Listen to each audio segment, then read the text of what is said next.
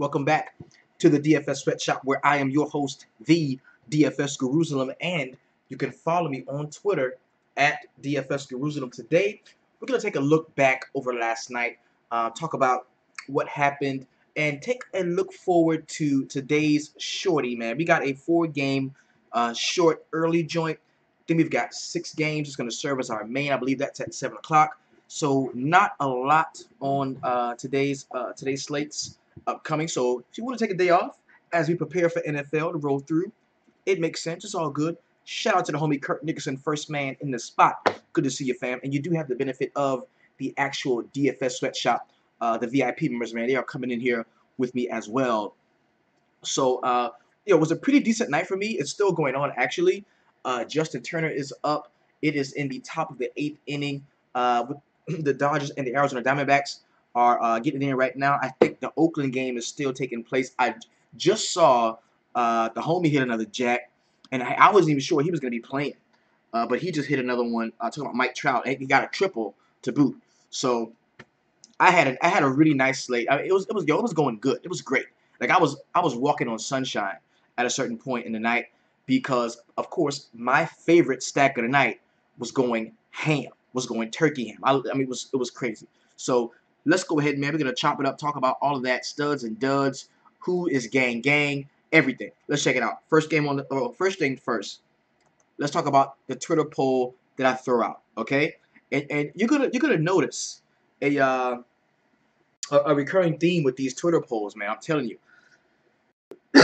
We got 93 votes on this one, and as you know, each day I ask, man, who will be tonight's gang stack of the MLB slate, and I can tell you, the Cubs came in at 8%. The overwhelming majority, the vast majority of people, shout out to the homie, man, ACP the Don. What's up? Yo, no, wait. I didn't get to this last night, okay? But I gotta do it, all right? AC, I gotta do it, all right? Actually, this is my Devontae Adams. For those of you that play Madden, I am a mutt head. You see, I got over 100,000 coins getting it in with the Devontae Adams. I'm breaking down the solo challenges, getting it in, going through that. But I got to show you this, okay? Because motherfuckers ain't doing it like this, man. Shout out to the homie Mad Dog, man. That's my dude right there. This dude's been down since day one. And he got it in yesterday, had a really solid one. That's the homie right there, the logo popping, stay popping. You know how we do it. And but there's something, of course, Joe Hayden signed with the Maxwell is going ham today. Maxwell hit a jack and a double. He didn't do none of that last night when I needed him. So okay. I don't know now. I don't know how much this may mean. How much this may mean to you or me. Look at this, man. Look at this. This is the homie, ACP the Don, one of these sweatshops' very own. Okay, goes out and I mean just does, for lack of a better term, the damn thing. It's finna be a breeze. It's finna be a breeze when ACP steps on the scene because he went ham. You see that? There's a 1 there. And there's like 5 zeros. I'm talking about first place in the Thunderdome, bro. Taking them on, man. And this is a regular cat, just like me and you, man. 100 Band Clan. I had him on the show the first time he did this. And he talked about it, man. I'm a regular cat, man. I just love to chop. It's crazy. And the dude is in the shop with us every day, all day, man. I hate to like him to be like our mascot, but this is the whole point of what, if there was a logo for the, should we redo the logo? Because you know how like the NBA logo is like Jerry West? Should we like redo the logo and have like ACP like the Don for the sweatshop? Should we, you know what I'm saying? Shit is crazy. It's my dude, man. It's going ham. And if you want to get down, man, get down. Get down.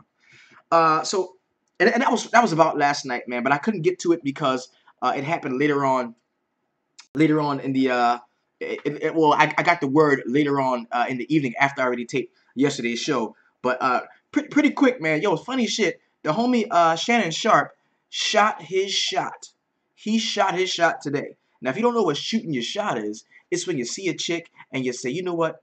Fuck it. You say fuck it. You go at her. And what he did was, it's funny as shit because he shot his shot at Nicole Murphy, man, Eddie Murphy's ex-wife. And as you can see, this is why he shot his shot. You see, what he says to her, he says, And yes. Yo, Shannon Sharpe says. Yo, Shannon Sharpe says that that she's thicker than a bowl of Mississippi crawfish. What do you say? Uh, I want Nicole Murphy. He nor I will get what we want. He's going crazy shooting a shot. It was funny. And, yo, this chick was married to Eddie, bro. Like, dude is crazy. And there's like 100 comments. It's very funny. Shannon Sharpe, man. A man gonna be a man, I guess. So that's funny as shit. So okay, so we talked about the gang stack of the night. Everybody was on the Minnesota Twins, and while the Twins were not doing very well, my night was looking beautiful. It was finna be a breeze. Okay. Next thing you know, the Twins start hitting out of this world. Fuck me all the way up. I did have some Boston exposure. I had a fair amount of Cincinnati stuff, but like we talked about in the line drive, man, I told you all in the line drive, as Cody Bellinger just got hit by a pitch, I told you in the line drive, my favorite, bar none, my very favorite #1 ranked stack of the day was the Chicago Cubs. And as you can see in this graphic, bro, 93 votes, 8% of the people played the Chicago Cubs as a stack. And I loved them, bro. I loved them. I had them everywhere. And I was doing so well because one thing I thought that was going to be like a super bold move that was a bonehead move. I want you to peep this out. Peep this bonehead move that I made, okay? Is I was looking all day at, because I knew Dozier exposure was going to be at an all-time high. I said, you know what? I got to find a way to pivot off of Dozier and grab a guy that I think could outscore him or score, or score with him, at a cheaper price. I got to find somebody. And I'm looking at my favorite stack of the day, the Chicago. I'm like, oh shit, Ian Happ. I said, watch, Ian Happ is gonna outscore Brian Dozier. And I said it in the line drive. Well, the one thing I didn't really pay attention to was Brian Dozier is a second baseman, and guess what? Ian Happ is second base or outfield eligible. I could have had both of them. I could have had both of them. That was me like out overthinking the shit. It was overthinking because I knew Dozier was a good play, but I should have had some, because I did have some Dozier, but I had a lot more Ian Happ, and I could have had them both because Happ is second base and outfield eligible. I missed on that one. Happ went the fuck off, bro. He did. Him and Schwarber went ham. Even Rizzo had a good one. They was gang, bro. And while I say that, let's go ahead and talk about it. Let's go ahead and show it. This is gonna be the studs and duds, man. Who we talking about? Of course, the gang stack of tonight, barring a complete and utter craziness in the Dodger game or the Oakland game, which is pretty much going ham. Gang, man, is going to be the Chicago Cubs, man. My favorite stack of the slate. Schwarber, 32. Happ, 30. Baez, 28. Rizzo, 27. Chris Bryant, 15. Rene Rivera, 13. And John Jay leading off had 10. Nice. In terms of the entirety of the slate, even all day, Ender Inciarte went ham, had 37. Tommy Pham went ham in the earlier. Then, of course, Wellington Castillo, 31. Adrianza had 31. Very good game from him. Eddie Rosario, 30. So it was a pretty solid, very solid game, and very solid. As far as pitching went, Strasburg went off 41. Berrios was everybody's favorite play. It made complete sense to play him. But Rafael Montero, man. The Cincinnati Reds shat a brick today. And I was looking for a reason not to play the Reds today. I was looking for a reason not to play them. When I went to the statistics and I saw how everything shaped up, I couldn't really find a reason to not play the Reds. But one thing came up that should have given me pause, okay? One thing happened that should have given me pause. The guy that sets the table was not playing. Billy Hamilton was not in the lineup. And the guy they had leading off was pretty decent, but he wasn't Billy Hamilton. And I think that kind of messed with the whole groove. You know what I mean? Messed with the whole groove of the line. So we didn't see a lot there. Then you had Julio Teheran with 29. You had Robbie Ray, 28, and probably going to get the win here in the spot. Cashner goes out, puts up 30. That's crazy. Cashner puts up 30 against Houston. Verlander, 31. So pretty solid pitching slates at the top. The bottom here, Ty Blocks, horrible. Chad Bettis is bad. Derek Holland, of course, we thought he was going to get hit up. Vargas, that's where I missed that. Because in most of my Chicago stacks, bro, it was just, I had Vargas. I was just too heavy on Vargas. I was so heavy on Vargas. It really, I have lineups that I scored 160, 170, and I had Vargas with zero point 0.7 points, which sucked. Ubaldo Jimenez in the early was bad. Hyun-Jin Ryu horrible, and Parker Bridwell continues to get hit the fuck up, right? Yo, the Stros, man, the Stros ain't stroking no more, baby. They just ain't stroking. They really not. So what we're gonna do, man, is we're gonna go ahead and jump into the slate, kind of get an overall look on what we can expect in the early as well as in the main. Now, what I'm gonna do is I'm gonna break it down from an all-day perspective. I'm just gonna break it down from an all-day perspective. But we know that there's some games that are gonna be available to us in the all-day slate that won't be available, so to speak, in each individual slate because there's going to be two of them. There's going to be a 4-game early, and then you're going to have that later joint. You're going to have the main, and it's only 6 games in the main.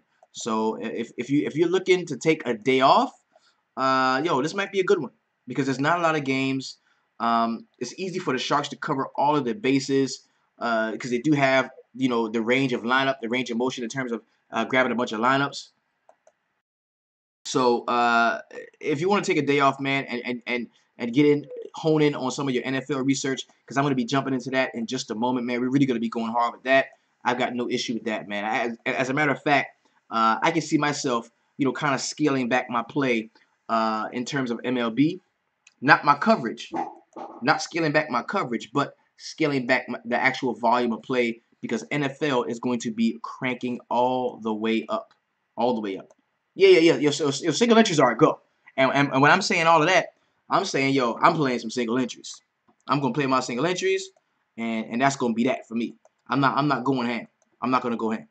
It's just no need right now. NFL is only a couple of days away. It's about to be litty, and you know what time it is. We are going in. We have the benefit of a lot of knowledge and insight from all of the cats here in the sweatshop. Plus, they're gonna flock to us, bro. The group's gonna grow. They're gonna flock to us once the season starts, and they see how well we're doing, and we welcome that, man. The more the merrier. Come on in. So let's go ahead and chop it up. We're gonna start with the 4-game early. The very first game on the slate. We're going back to Great American Small Park. It's gonna be the Cincinnati Reds at the crib versus the New York Mets. Phillip Ervin is in again, I think. You got Robert Stevenson 6.7, Jacob deGrom at 12.3. This is a very solid spot to do what we should have did yesterday and not play Cincinnati. I don't love deGrom as much at 12.3 because you look at what the Cincinnati Reds do at the crib versus right-handed pitching. 19.6% K rate, 218 ISO, 362 WOBA, and that's what kind of had me on them yesterday. But if Montero could go out and pitch a very good game without the team's table setter in the rotation, maybe deGrom can have similar success. Okay. Scott Whistle, what's up, big homie? Robert Stevenson, not a guy that I'm going to be taking a look at. I'm going to go the other way and have a look at some of the Mets bats here. But I will highlight deGrom at 12.3 because he's probably the only pitcher that you're going to get at that high salary. So he is definitely a guy who's usable. You've got Nick Martinez at 4.6, Colin McHugh 8.4. They've got to be able to hit Nick Martinez. The Houston Astros have got to be able to hit Nick Martinez. There's no way that Nick Martinez is going to slide by them without getting hit up. There's no way. Colin McHugh 8.4, not a guy that I do want to play. Jonathan Adams says he likes Cincinnati if Hamilton is in. If that be the case, I'm not going to like Cincinnati as a stack. I'm going to have some exposure to a couple of lefties. I'll take Billy Hamilton and Joey Votto, maybe some Scott Schebler. I wouldn't go ham on a stack. And plus, on a 4-game slate, you don't really have to. You can do what you want to do on a 4-game slate. It's a little more condensed, okay? Colin McHugh, 8.4. Let's take a look what he's done in his last couple of starts. This could be useful. 28.5 against the Angels, 18-15.8 against the White Sox, 19-22, 6.3. So in 5 of 7 starts, he has been fairly decent. Do you want to run up against the Texas Rangers and that lefty power, man? I'm going to take a look at what they do on the road versus right-handed pitching. Speaking of the Texas Rangers, and I'm sure it's going to be okay. Cool. 25.2% K rate, a 163 ISO with a 304 WOBA. That's usable. Colin McHugh is a guy that you may be able to get behind. Nick Martinez is a no for me, so I'm going to highlight McHugh in a spot here. And this is for the early slate, okay? Next game we got is the Chicago White Sox and the Minnesota Twins. Yo, Miguel Gonzalez has been lit lately. Like, he's been very good. 6.8, very solid price. Over the last 4 games, 27 against Detroit, 24 against Texas, 14 against the Dodgers, 24 against Houston. So he has been very good, but he's been very cheap. We're going to see the price go up to about 6.8 against one of the hotter teams in the league. And we take a look at the Minnesota Twins and what they do at the crib, at Target Field versus right-handed pitching. And look, man, 25.4% K rate, 260 ISO with a 367 WOBA. You've got to ride the hot hand in this. Cannot play Miguel Gonzalez. If you do play Miguel Gonzalez, you are going to be in the minority. It's going to be the quickest and easiest way to separate yourself from everybody else on the slate, in my opinion, to play Miguel Gonzalez. I look for this stack to be 50% on. I look for half of the people that play to have a lot of exposure to Minnesota. Most certainly. Most certainly. Bartolo Colon at 6.4. That seems to be a fair price for him in terms of what he's been doing recently. Over the last 5 starts, 22, 26, 4, 16, 11. Those 2 20-point games were against pretty decent offenses, man. Texas and Milwaukee. That Cleveland, you got to expect that. Arizona, 16.1, and Arizona was away in that one. And then Toronto only got 11 against them. So is Bartolo Colon in play? Yeah, because I feel like the Minnesota Twins will be in line for the win here. So I've got no issue playing a homie Bartolo Colon in this spot. The last game on that early slate is going to be the Dodgers and the Arizona Diamondbacks. They are playing into the evening right now. We're still at Chase Field. Kenta Maeda, 9.3. Zach Greinke, 10.6. Greinke is a guy who has really, really nice home road splits. So let's take a look.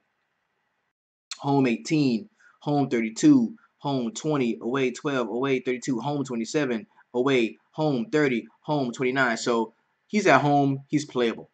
He's at home, he's playable. Even against the Dodgers, I like him. I think the Dodgers are kind of, I'm not going to say that they're slumping right now, but they're just not getting hits off of the starter. Like, they're destroying bullpens. As we speak right now, they were down 6-1. Robbie Ray gave up a jack to Grandy, and Robbie Ray got taken out of the game. Now the bases are loaded. Granderson is back up again, and they're down 6-3. So they are really giving it to opposing teams' bullpens. They're not really going off against the starter. So I've got no issue playing Zach Greinke here in the spot. And if you wanted to get exposure to attack that Arizona bullpen, later on in the game, I think, you look at Chris Taylor, 3.6, Kike Hernandez, 2.9. These guys are so freaking cheap that you can make some use of them. You really can. All right. Kenta Maeda at 9.3. Just not a guy that I really want to play. I'm going to love some of the lefty power from the Arizona Diamondback side. I'm just gonna love those guys, man. Guys like David Peralta, guys like Jake Lamb. That's where I'm gonna be. That's where I'm gonna be. Don't the Dodgers light Greinke up? Yo, Greinke used to play for the Dodgers, right? Am I correct in that? Greinke played for the Dodgers. I think I can be correct in that. He played for the Dodgers. Not that it means a lot, but still, I like 10.6. I like the price on. I like it. Let's take a look. Has he played them before? Nah, man, I don't drink no more, man. I gave it up. No, he just had 20 against the Dodgers at 12 point. Yeah, he had 20 against the Dodgers here, and that was at home. He had 20 against the Dodgers. Let's see if he played them again. He had 1.5 against the Dodgers, and that was in L.A. So when he played them twice this year. When he went to L.A., they got the best of him, and when they came to Chase, he was decent at 20.2. Not bad. Not horrible. Won't kill you, right? So, and that's going to be the completion of all the games in the early. So, real quick, the pitchers I like, I think DeGrom is playable. Bartolo Colon, Zach Greinke, and we talked about Colin McHugh. Colin McHugh. There it is. Alrighty. Now let's go ahead and jump into the main slate. This is one that's going to be 7:05. First pitch goes out, and we've got the now it's 6-4, bro. 6-4. Bases loaded. Granderson got a base knock, man. They're gonna come back. All right, here we go. This game on the slate is gonna be Toronto Blue Jays and the Baltimore Orioles. Marco Estrada 6.6. Jeremy Hellickson 6.2. Both of these guys are solid pitchers, and they're both very cheap. We've got an 11-run total at Camden Yards. This is a very, very solid spot for hitting. As you can tell over the last few games, the totals have been up. Okay. So we take a look. Jeremy Hellickson at 6.2 over his last couple of starts. 17 and -4, 3, 21, 21. So he has had some upside, and especially at 6.2, I think he could be usable against the Toronto Blue Jays. If we have the guy sitting out again, like Smoke sitting out again, or if we don't see Donaldson, you can most certainly look at Jeremy Hellickson here. But if they're playing, that would curb my enthusiasm. We look at Marco Estrada at 6.6. He bounced back, man. He has been really bad. He has been really bad at a certain part of the season. But he's bounced back some. 17, 11, -4, 26, 19, 20 in his last 6 starts. He definitely has bounced back. Do I want to play him against the Baltimore Orioles? Probably not here in this spot, man. No, not here. The Orioles have been too good at home. We take a look at what they do at the crib versus right-handed pitching. They're going to be right below the Minnesota Twins.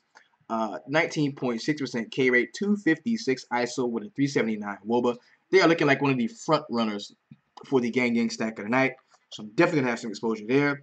Toronto on the road versus righties. Let's take a look at what they've been doing. They're right up there as well. 22.1% K rate, a 206 ISO with a 327 WOBA. Keep in mind, that's when they were at full strength. The roster was at full strength. Okay. Next game we got is going to be the Boston Red Sox and my New York Yankees. Eduardo Rodriguez, CC Sabathia. Let me check this and make sure this is correct. Make sure this is right. Yep. Eduardo Rodriguez, CC Sabathia. I don't like Rodriguez, especially not against my Yankees. I don't like Sabathia, especially against the Boston Red Sox. For me, this can be a batter's delight. I love the fact that Roger Davis is still fairly cheap here. Mookie Betts, the price is a little bit up on him, but you've got Greg Bird back in the lineup. You've got Sterling Castro. If he's in, I'm gonna like him as well. Hicks, Gary Sanchez, Didi, Headley. I think this is gonna be. Mo, what do you think of using WRC Plus instead of WOBA to select teams? I don't like WRC Plus. I don't like WRC Plus. It's like I don't know. For me, it's just the WOBA just works. You know what I mean? Because when I factor in when I look at what I'm looking for is I'm looking for 3 parts. I'm looking for a WOBA, I'm looking for a K percentage, and I'm looking for the actual ISO. Like ISO is like one of the most important for me. It's like the most important thing in terms of stack, because that kind of gauges how much extra base hits teams are going to be hitting. That's what you want. You want extra base hits. It kind of paints a picture of how far the ball is going to go when it's off the bat. If it goes, in the infield, that could be a single. Over the infield, maybe a double. If it goes to the wall, it could be a triple. If it goes over the wall, home run. You know what I'm saying? So WRC Plus, I don't really love it, but it's usable. I mean, they're all usable, bro. They're all usable. They're all usable. So give me the bats in this spot, man. I don't want to have anything to do with the pitching. Next game we got is the Philadelphia Phillies and the Miami Marlins. You take a look at the Phillies on the road versus righties. They're playing a shit pitcher. Despaigne, man. Dude's not good at all. 21% K rate, 167 ISO and 307 WOBA. Still don't think that Despaigne is a guy I can use to attack them, so I'm going to have some exposure here to a couple of the Philadelphia bats. Ben Lavia at 5.8. Just stack the Marlins, be done with it. It's going to be easy. It's just fitting to be a breeze for the Marlins here. Like them. Next game we got is the Atlanta Braves and the Chicago Cubs. We got Sean Newcomb at 6K. Kyle Hendricks, 10.8. Hendricks had a very, very nice game. Hendricks had a very, very nice game, 10.8. And he's facing the Atlanta Braves, man. So I could get behind him at 10.8. We look at the Braves and what they do on the road versus righties.